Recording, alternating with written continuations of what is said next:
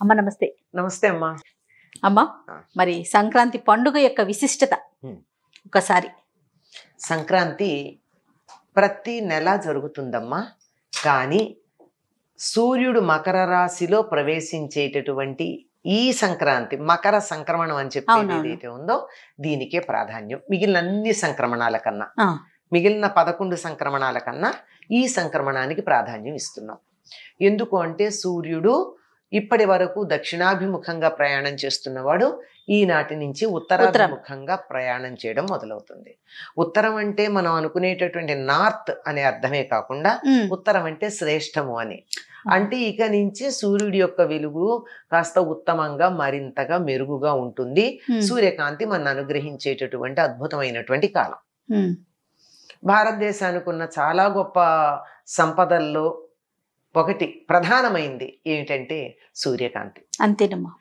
ఎన్ని దేశాలకు సూర్యకాంతి మనకున్నంత ఉండదు. రోజుకు 12 గంటలు దరిదాపుల్లో సూర్యుడు మన్ని అటు ఇటుగా కాస్త మొత్తం 12 గంటలు, కనీసం 11 గంటలు సూర్యకాంతి ఉంటుంది. అవును. దానివల్లే మనకు అనేక రకాలైనటువంటి మేలు జరుగుతోంది. అంటే మానసికంగా మన ప్రజ్ఞ బాగుండడం, తెలివితేటలు ఎక్కువ ఉండడం, పంటలు పండడం, కొన్ని రకాలైనటువంటి అంటువ్యాధులు లేకుండా పోవడం, ఇలాంటివన్నీ కూడా ఉండడానికి ఈ సూర్యకాంతే కారణం. ఆయన ముఖ్య కారణం. ప్రధానంగా మనం ఆరాధించేటటువంటి పద్ధతుల్లో షణ్మత స్థాపనాచార్యులను, శంకర్లను అంటామే, అందులో సౌరం కూడా ప్రధానం. సూర్యుడే ప్రధాన దైవం మిగిలినటువంటి వాటన్నిటికన్నాను. సూర్యుడి నుంచే శక్తి అంతా వస్తోంది, మనం అంతా ఆధారపడింది సూర్యుడి మీదే అని చెప్పే సిద్ధాంతం. దాన్ని ఆధునిక శాస్త్రం, విజ్ఞాన శాస్త్రం కూడా అంగీకరించిందే కదా. అసలు శక్తి అంతా వచ్చేది సూర్యుడి నుంచే అని. అటువంటి సూర్యగమనాన్ని అనుసరించి మనం చేసేటటువంటిది. ఇక్కడ కొన్ని పండగలు మనం సూర్య గమనాన్ని అనుసరించి చేసుకుంటాం, సౌరమానాన్ని అనుసరించి. అందులో ప్రధానంగా చేసుకునేటటువంటిది ఈ మకర సంక్రమణము అని చెప్పబడేటటువంటి ఈ పండుగమ్మ. అందుకని ఇప్పుడు ఏమవుతుంది అంటే వాతావరణంలో చాలా మార్పులు వస్తూ ఉంటాయి. ఇప్పటి వరకు దక్షిణాయనం అంటే దక్షిణాయనం అంతా కూడా మనకి వానలు, చలి ఇలాంటివన్నీ ఉన్నాయి. ఇక ఉత్తరాయణం మొదలు అయిందంటే నులివెచ్చగా ఉండడం దగ్గర నుంచి బాగా వేడిగా ఉండడం, అక్కడి నుంచి వానలు పడడానికి కావాల్సినటువంటి వాతావరణం కల్పించబడడం, ఇవన్నీ జరిగేది ఈ ఉత్తరాయణంలో.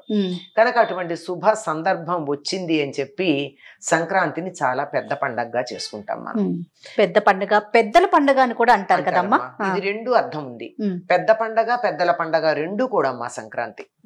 ఎందుకు అంటే పెద్ద పండగ అంటే ఈ పండగ ఎప్పుడు మొదలవుతుంది మనకి? సూర్యుడు ధనుసు రాశిలో ప్రవేశించిన రోజున మొదలవుతుంది. నెలపట్టడం అంటారు. అక్కడి నుంచి భోగి నాటితో ధనుర్మాసం పూర్తవుతుంది. పూర్తయి సంక్రాంతి ఇంకా పండగలో ప్రవేశిస్తాం. ఈ నెల కూడా పండగ వాతావరణమే ఉంటుంది. పల్లెలకు గనక వెళ్ళినట్టయితే కళ్ళాపి చల్లడం, ముగ్గులు వేయడం, గొబ్బెమ్మలు పెట్టడం, గంగిరెద్దుల వాళ్ళు రావడం, హరిదాసులు రావడం, ఇంకా భిక్షాటన మీద జీవితం గడిపేటటువంటి వాళ్ళందరూ కూడా ఈ నెల రోజులే సంపాదించుకుంటారు. కారణం ఏమిటంటే పంటలు పండి సమృద్ధిగా ఉంటుంది. ఎంత లేదన్నా ఈ సమయంలో లేదనే వాళ్ళు ఉండరట. ఎంతో కొంత కనీసం పరిగ ఎరుకునన్నా ఇంతో అంతో సంపాదించుకుంటారు ఉంటుంది. అందువల్ల నాకు పొలం లేదు అనుకోనక్కర్లా, పరిగ వదిలేస్తారు కదా, పొలాల్లో కోసి వదిలేసింది, అది తెచ్చుకునైనా ఇంతో అంతో ఉంటుంది. గనక లేదన్నటువంటి కొంచెం ఒళ్ళొంచితే చాలు, లేదు అన్నటువంటి మాట ఉండదు. ప్రకృతి కూడా సహకరించే సమయం. అన్ని చెట్లు బాగా కాయలు పూలతో ఉండేది. అని కాయగూరలు ఎంత బాగా వస్తాయమ్మా, అన్ని రకాల పూలు లభ్యమవుతాయి. ప్రకృతి అంతా పచ్చగా ఉంటుంది, ఆకుపచ్చ పసుపచ్చ కూడా కలిపి ఉంటుంది. అలా ఉండేటటువంటి ఈ కాలంలో బాగా దానాలు చేస్తారు. ఈ దానాలు చేయడం కారణంగా దానికి కూడా బలిచక్రవర్తి ఇతివృత్తం కూడా చెప్తూ ఉంటారు. అందువల్ల భిక్షాటనతో బతికేటటువంటి వాళ్ళు ఈ జంగందేవర్లు, కాశీ కావిళ్ళు, విప్ర వినోదులు, ఇలా భిక్షాటన వాళ్ళ కులవృత్తి. అట్లాంటి వాళ్ళందరూ కూడా ఈ ఋతువులో వస్తూ ఉంటారు. చేటలతో ధాన్యం పోసేవారు పూర్వకాలం. చేటలు కాకపోతే అడ్డలు, అంటే కుంచంలో సగం ఉంటుంది. అట్లాంటివి అంత దానాలు చేస్తూ ఉండేటటువంటి కాలం. ఇక గంగిరెద్దులు చెప్పక్కర్లేదు. మన ఇంటి ముందేసిన ముగ్గులో ఉన్న గొబ్బెమ్మని గంగిరెద్దు తొక్కిందంటే అది చాలా శుభం. ఆ గంగిరెద్దుని తీసుకొచ్చి అయ్యవారికి దండం పెట్టు, అమ్మవారికి దండం పెట్టు అని చెప్పి దాని చేత అన్ని రకాలైనటువంటి శుభప్రదమైన మంగళాశీస్సులు ఇప్పించడం కూడా జరుగుతూ ఉంటుంది. ఇది పెద్ద పండగ. పంటలు ఇంటికి వస్తాయి గనక పెద్ద అని పెద్ద పండగ గనక అల్లుళ్ళు కూతుళ్ళు అందరు ఇళ్ళకి రావడం, ఎక్కడెక్కడ ఉన్న వాళ్ళు ఇక్కడ చేరుతూ ఉండడం. ఆ తర్వాత వేడుకలు కూడా చాలా ఉంటాయి. ఎందుకంటే పంటలు అయిపోయినాయి, మళ్ళీ కొంతకాలం దాకా విశ్రాంతి ఉంటుంది. అందువల్ల పంటలకి సహాయం చేసిన పశువులకి వాటికి అన్నిటికీ కూడా విశ్రాంతి ఇచ్చేటటువంటి కాలం. దీన్ని పెద్దల పండుగని కూడా అంటారు. ఎందుకంటే దక్షిణాయనం పితృదేవతలకు సంబంధించింది, ఉత్తరాయణం దేవతలకు సంబంధించింది. దక్షిణాయనం భోగినాటితో అయిపోయింది, సంక్రాంతి ఉత్తరాయణ ప్రారంభం. అందుకని దక్షిణాయనం అయిపోయి దేవతలందరూ తమ స్థానాలకు వెళ్ళి, పితృదేవతలు దక్షిణాయనం అయిపోయి పితృదేవతలందరూ తమ స్థానాలకు తాము వెళ్ళిపోతూ ఉంటే చిట్ట చివరిగా వాళ్ళని మనం ఆరాధించుకునేటటువంటి కాలం. అందుకని ఇది పితృదేవతలకు సంబంధించింది. పితృదేవతలు అంటే పెద్దలు, అందువల్ల పెద్దలకు సంబంధించిందిగా ఈ పండుగను మనం చేసుకుంటాం. అందుకే ఈనాడు పెద్దలకి తప్పనిసరిగా పెద్దలకి పెట్టుకుంటారు. సంప్రదాయం తెలిసినటువంటి వాళ్ళు ఈనాడు చాలా నియమనిష్టలతో ఉంటారమ్మా. భోగినాడేమో తలంట్లు, పిండి వంటలు, వేడుకలు అన్ని చేసుకుంటారు. సంక్రాంతి నాటికి వచ్చేటప్పటికి దానాలు, ఇంట్లో పితృదేవతలకి తర్పణాలు ఇవ్వడాలు. ఇంకా కొంతమంది అయితే బాగా తెలిసినటువంటి వాళ్ళు, అవకాశం ఉన్నటువంటి వాళ్ళు ఒక బ్రాహ్మణ్ ఇంటికి అంటే పురోహితుని ఇంటికి పిలిపించి పితృదేవతలకి పితృకార్యం కూడా చేయిస్తారు. అది చేయించకపోయినా కనీసం తర్పణాలు ఇస్తారు. తర్పణాలు ఇవ్వడం, ఆ తర్వాత ఆ పెద్దల పేరు చెప్పుకుని దానాలు ఇచ్చుకుంటూ ఉండడం. తప్పనిసరిగా అందరినీ పిలిచి దానం ఇస్తారు కదండి.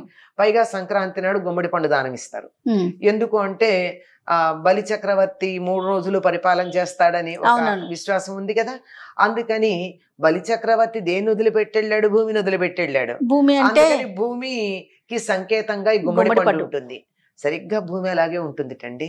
మన గుండ్రగా అనిపిస్తుంది కానీ మనం అక్షాంశాలు గీసుకుంటాం కదా, ఈ అక్షాంశాలన్నీ ఇలా నిలువుగా ఉండి అలాగే ఉంటుందిట. 27 అక్షాంశాలు ఉంటాయిట. అది మన లెక్కల ప్రకారం.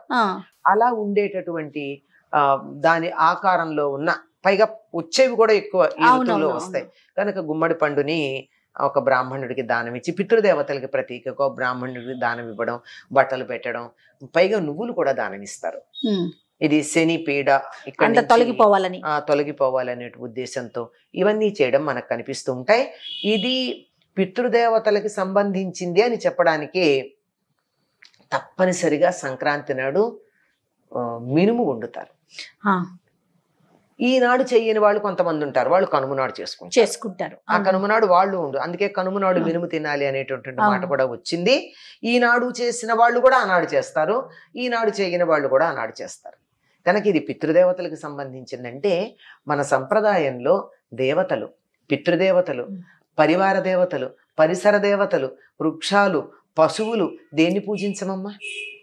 అన్నింటినీ పూజించుకుంటూ వీటన్నింటి యొక్క అనుగ్రహం వల్ల మనం సహకారంతో, వాటి యొక్క సహకారంతో సహజీవనం చేస్తూ ఆనందమయంగా జీవితం గడుపుతాం. మనం చాలా బాగా చెప్పారమ్మా. వాటితో సహజీవనం చేస్తున్నాం. అవును. అందుకని అసలు ఎంతంత పెద్ద పెద్ద గుమ్మడి పళ్ళు ఉంటాయి, గుమ్మడి ఆకులు ఉంటాయి. ఇవన్నీ అద్భుతం, చెప్పడానికి వీల్లేనంత విశేషం అది. అందుకని సంక్రాంతిని పెద్ద పండగ అనడం, ఎక్కువ రోజులు చేసుకుంటామని, అవును, పెద్ద ఎత్తున చేసుకుంటామని, పెద్దల కోసం చేస్తామని, 3 కారణాలుగా సంక్రాంతిని మనం పెద్ద పండుగ అంటాం.